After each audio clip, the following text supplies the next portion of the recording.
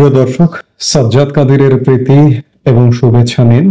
এই মুহূর্তে আপনাদের সামনে কথা বলতে এসেছি আইসিইউতে অর্থনীতি, সংকটে রাজনীতি, এই প্রসঙ্গটি নিয়ে আপনাদের সামনে কথা বলবো। শিরোনামটি খুব চমৎকার, তবে শিরোনামটি আমার নয়, এটি ধার করা আজকের বাংলাদেশের অন্যতম প্রধান একটি জাতীয় দৈনিক বাংলাদেশ প্রতিদিনের এই শিরোনামটি আমার পছন্দ হয়েছে, তাই সেখান থেকে গ্রহণ করে তার আলোকে আলাপ করতে এসেছি। আজকে বাংলাদেশের অর্থনীতি যে কত বড় ভয়াবহ অবস্থা পার করছে, এই প্রতিবেদনটিতে তার খানিকটা উঠে এসেছে। প্রতিবেদনে বলা হয়, প্রচন্ড ঘূর্ণিঝড়ের আগে আবহাওয়া যেমন থমথমে থাকে বা গুমোট থাকে, বাংলাদেশের অবস্থাও যেন এখন তেমন। কখন কোথায় কি ঘটবে সে সম্পর্কে এক আতঙ্ক এবং অনিশ্চয়তা। মুদ্রাস্ফীতির চাপে যখন দেশের জনগণ চিড়েচ্যাপ্টা, ঠিক সেই সময় অর্থনীতিতে ঘটেছে বেশ কিছু নেতিবাচক ঘটনা, যার প্রতিক্রিয়া হবে মারাত্মক। আইএমএফ নতুন কিস্তির টাকা দিতে চাইছে না, আপনারা এটি জানেন। বিশ্বব্যাংক বলছে যে 9 মাসে নতুন করে হতদরিদ্র হয়েছে আরো 30 লাখ মানুষ। আওয়ামী লীগ সরকারের পতনের পর যে 9 মাস, এই 9 মাসে বাংলাদেশ উন্নয়ন প্রতিবেদনে খাদ্য মূল্যস্ফীতির জন্য লাল তালিকাভুক্ত হয়েছে বাংলাদেশ। চলতি বছরে প্রবৃদ্ধি 4% কম হবে বলে জানিয়েছে বিশ্বব্যাংক এবং আইএমএফ। কিছুদিনের স্বস্তির পর নতুন করে বাড়ছে জিনিসপত্রের দাম। অর্থনীতিবিদরাও এ নিয়ে শঙ্কার কথা বলছেন। গত 9 মাসে দেশের অর্থনীতি মুখ থুবড়ে পড়েছে। শুধু মুখ থুবড়ে পড়েছে বললে ভুল হবে, অর্থনীতি অসুস্থ হতে হতে রীতিমতো আইসিইউতে, শিরোনামে যেটি বলা হয়েছে। শিল্পাঙ্গনে বিরাজ করছে হতাশা, উদ্বেগ, আতঙ্ক। অনেক বড় বড় শিল্প কারখানা ইতিমধ্যে বন্ধ হয়ে গেছে। শিল্প উদ্যোক্তারা হাত পা গুটিয়ে বসে আছেন এবং তারা নতুন করে কোনো খাতে যে বিনিয়োগ করবেন এই সাহসটি পাচ্ছেন না। দেশীয় বিনিয়োগকারীরা সাহস পাচ্ছেন না, বিদেশি বিনিয়োগকারীরা তো আসছেনই না। ডলারের উচ্চ মূল্য, ব্যাংক ঋণে সুদের হার, তীব্র গ্যাস সংকট এবং শিল্প উদ্যোক্তাদের নানাভাবে হয়রানির ফলে অর্থনীতি এক হতাশাজনক পরিস্থিতির দিকে ধাবিত হচ্ছে। কিন্তু এই নিয়ে কারো কোনো মনোযোগ নেই। যেভাবে বেসরকারি খাতকে আস্থায় নিয়ে নতুন বাংলাদেশ গড়ার উদ্যোগ গ্রহণ করা উচিত ছিল, আসলে সেভাবে হয়নি বা হচ্ছে না। মার্কিন নতুন শুল্ক নীতির বিরূপ প্রভাব পড়েছে গোটা বিশ্বে, বাংলাদেশও এর নেতিবাচক প্রভাব পড়বে। আর একদিকে উপমহাদেশে নতুন করে অস্থিরতা তৈরি হয়েছে, বিশেষ করে ভারত পাকিস্তান যুদ্ধ। এই ভারত পাকিস্তান যুদ্ধটিও বাংলাদেশের অর্থনীতিতে একটা ব্যাপক প্রভাব ফেলবে। চমৎকার একটি প্রতিবেদন এবং বাস্তবতা ভিত্তিক প্রতিবেদন। বাংলাদেশের অর্থনীতির কোনো জায়গায় কোনো সুবাতাস নেই। বাংলাদেশের আগামী দিনের বাজেট বাস্তবায়ন কিভাবে হবে সেটি একটা বড় শঙ্কা। আইএমএফ থেকে আমাদের একটা ঋণ ছিল চলমান, যে $4.7 বিলিয়ন, তার আমরা 7টা কিস্তিতে পাবো। 7টার 3টা পেয়েছি, আর 4টা পাবার সম্ভাবনা একদম অনিশ্চিত। এবং সরকার শেষ পর্যন্ত বলছে যে আইএমএফ যদি ঋণ না দেয়, ঋণের কিস্তি না দেয়, তাহলে সরকার নিজের মতো চলবে। এবং গতকালকে অর্থ উপদেষ্টা সালেউদ্দিন আহমেদ এটিও বলেছেন যে এই মুহূর্তে বাংলাদেশের আইএমএফ বা বিশ্ব ব্যাংকের প্রয়োজন নেই। হাস্যকর কথা বলেছেন, কারণ বাংলাদেশের অর্থনীতি এতটা শক্তিশালী বা স্ট্রেংথ নয়। ছিল, একসময় ছিল যে গতকালকে আরেকটি প্রমাণ বেরিয়েছে এডিবির একটা প্রতিবেদনে।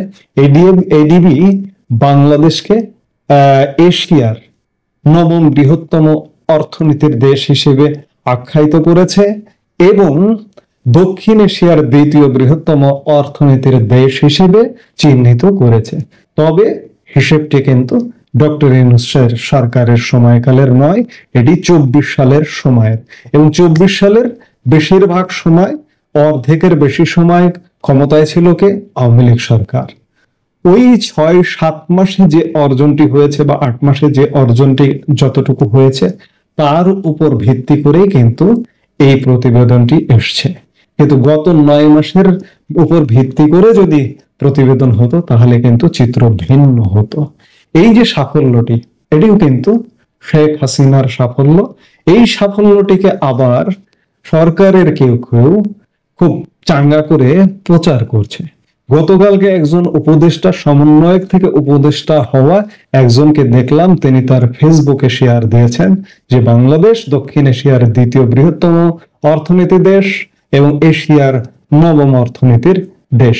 জনাব আসিফ মাহমুদ সজীব ভুইয়া, যুব, ক্রীড়া, স্থানীয় সরকার, পল্লী উন্নয়ন ও সমবায় মন্ত্রণালয়ের উপদেষ্টা যিনি, তিনি সগৌরবে শেয়ার দিয়েছেন।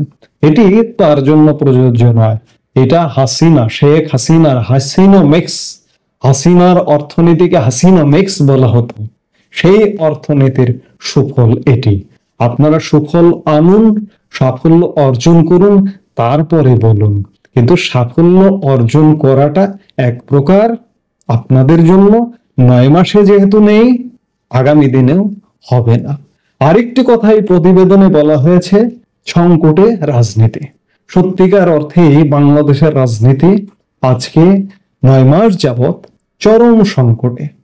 বাংলাদেশের প্রধান রাজনৈতিক দলগুলোর মধ্যে আওয়ামী লীগ বিগত 16 বছর ক্ষমতায় ছিল, কিন্তু আওয়ামী লীগ এই মুহূর্তে নির্বাসিত জীবনযাপন করছে এক প্রকার, এটি বললে ভুল হবে না। কারণ আওয়ামী লীগের যে প্রধান নেতৃত্ব, যারা প্রধানমন্ত্রী শেখ হাসিনা, আওয়ামী লীগ প্রধান শেখ হাসিনা থেকে শুরু করে আওয়ামী লীগের কেন্দ্রীয় কমিটির, এমনকি জেলা কমিটি, উপজেলা কমিটিরও প্রধান নেতারা বিদেশে অবস্থান করছেন, অথবা যদি বিদেশে অবস্থান নাও করেন কেউ কেউ, তারা এক প্রকার আত্মগোপনে আছেন। সেই জায়গায় আওয়ামী লীগ সংকটে, আরেকটি প্রধান রাজনৈতিক দল বিএনপি সংকটে। কারণ বিএনপির মধ্যে আমার কেন যেন মনে হয় যে একটা ভয়ের সংস্কৃতি কাজ করছে, যে বিএনপি যদি এই মুহূর্তে জোরালো কোনো প্রতিবাদ করে তাহলে তার উপরেও একটা নিয়ন্ত্রণ বা অত্যাচারের খড়গ নেমে আসতে পারে কিনা, এই সংখ্যায় হয়তো শঙ্কিত আমার মাঝে মাঝে মনে হচ্ছে। এই মুহূর্তে একমাত্র সরকারি দল, সরকারের রাজনৈতিক দল এনসিপি এবং সরকারের পৃষ্ঠপোষক দল জামাত আছে। এছাড়া অন্যান্য রাজনৈতিক দল আসলে কথা বলছে না। এই যে দেখুন, সাম্প্রতিক সময়ে মিয়ানমারের রাখাইন রাজ্যের সাথে সরকার একটি অতীব গুরুত্বপূর্ণ, দেশের স্বার্থ সংশ্লিষ্ট একটা গুরুত্বপূর্ণ সিদ্ধান্ত নিয়েছে, যে একটি মানবিক করিডোর নামের একটা কিছু। এই মানবিক করিডোরটাকে আসলে বলা হচ্ছে এখানে ত্রাণ, সাহায্য, সহায়তা জাতিসংঘের তত্ত্বাবধানে পাঠানো হবে। কিন্তু যেটি নেপথ্যে নানা ঘটনা ঘটে জানা যাচ্ছে যে এটি অস্ত্র সরবরাহের একটা করিডোর। মায়ানমার সরকারের সাথে, জান্তা সরকারের সাথে এখানকার যে বিদ্রোহী গোষ্ঠী আছে আরাকান আর্মি, এই আরাকান আর্মিকে অস্ত্রটা সরবরাহ করবে কে? এই আরাকান আর্মির পেছনে নেপথ্যে আছে মার্কিন যুক্তরাষ্ট্র, এবং এই মার্কিন যুক্তরাষ্ট্র এদের পৃষ্ঠপোষকতা দিচ্ছে, এবং মার্কিন যুক্তরাষ্ট্র জাতিসংঘকে দিয়ে বাংলাদেশকে এই করিডোরটি দিতে রাজি করিয়েছে, এবং বাংলাদেশ এ ব্যাপারে নীতিগত সিদ্ধান্ত নিয়েছে। বাংলাদেশ সরকারের পররাষ্ট্র উপদেষ্টা তৌহিদ হোসেন গত রোববার বলেছে। এত বড় একটা ঘটনা ঘটে গেল, অথচ আজকে যদি কোনো রাজনৈতিক সরকারের আমলে এমন ঘটনা ঘটতো, কিংবা আওয়ামী লীগ ক্ষমতায় থাকতো এই মুহূর্তে ধরুন, তাহলে কি ঘটনা ঘটতো? তাহলে এই মুহূর্তে এই একটি ইস্যুকে কেন্দ্র করে বাংলাদেশ হয়তো অবরুদ্ধ হয়ে যেত, আন্দোলন সংগ্রাম মাঠে নেমে যেত। কিন্তু আমরা দেখছি না। আওয়ামী লীগ তো একটি রাজনৈতিক দলের সরকার ছিল, কিংবা বিএনপি ক্ষমতায় থাকতো, বিএনপি রাজনৈতিক সরকারের একটা দল ক্ষমতায় থাকতো, কিন্তু একটি অনির্বাচিত, একটি অন্তর্বর্তীকালীন সরকার কিভাবে এত বড় একটা দেশের নিরাপত্তা সংক্রান্ত ব্যাপার জড়িত আছে, আঞ্চলিক অখণ্ডতা সংক্রান্ত ব্যাপার জড়িত আছে, এটি বলতে গেলে বলা যায় দেশের স্বাধীনতা, সার্বভৌমত্ব প্রশ্নে একটা বড় ধরনের সিদ্ধান্ত। এই করিডোরটি নিয়ে বিএনপির কোনো জোরালো ভূমিকা দেখছি না। সেই জায়গা থেকে এটি স্পষ্ট যে রাজনীতি এক ভয়াবহ সংকটে।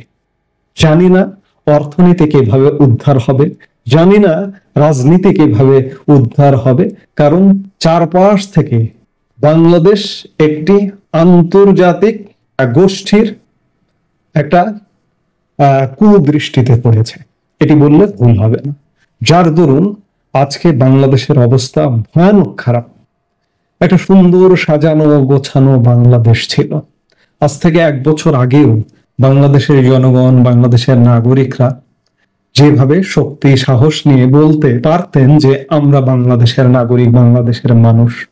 আজকে দেশে ভয়ানক পরিস্থিতির কারণে এই যে অর্থনীতি নিয়ে যে কথাগুলো বললাম, রাজনীতি নিয়ে যে কথাগুলো বললাম, এবং শান্তি শৃঙ্খলার পরিস্থিতিটা যে কোন পর্যায়ে নেমে গেছে, আজকেও মব হচ্ছে, গতকালকেও মব হয়েছে, গতকালকে কিছু আলোচিত মব হয়েছে।